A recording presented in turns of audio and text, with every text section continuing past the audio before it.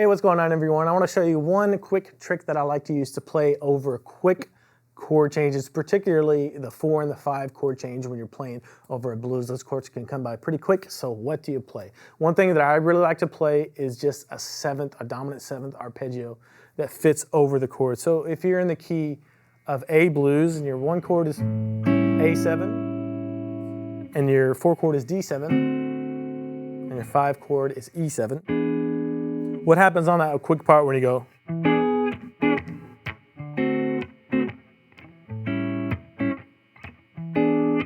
At the end of a 12-bar blues, particularly from this E for 1 measure to this D for 1 measure. One thing that I really like to do, and I like the sound of occasionally, not all the time, is to just play a dominant 7th arpeggio.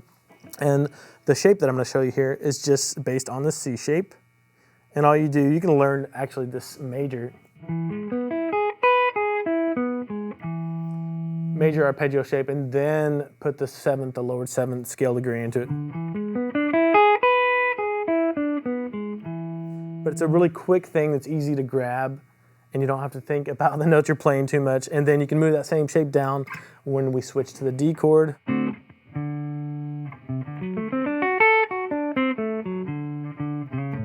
back to the 1. But the important thing is just get the idea of and the shape down for this.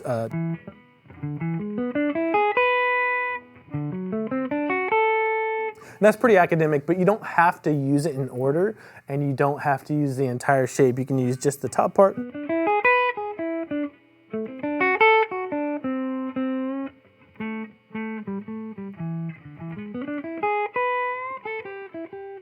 And mix that in with your blues skill. So first of all, get the shape down and then just start mixing it up. Again, you can use just the lower part of it.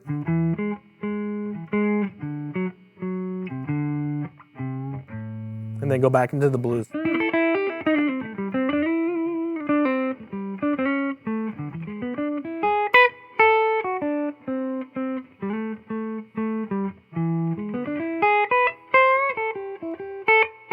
And that's a really good way to kind of outline the chords and be really simple. Like if you want to break it down to even just these 2 notes, something like this.